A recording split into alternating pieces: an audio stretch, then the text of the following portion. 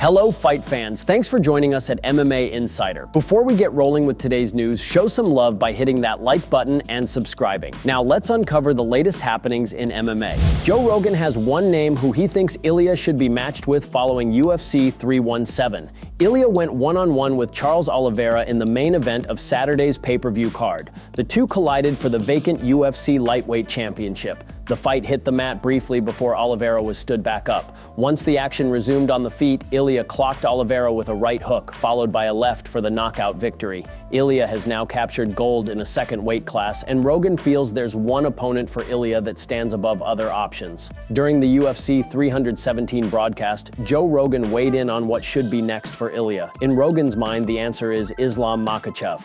I think Islam is the fight. If I'm the matchmaker, I'm calling Islam. I'm like, look, Jack Della, that's a lot of fun. That's fun and everything, but come on.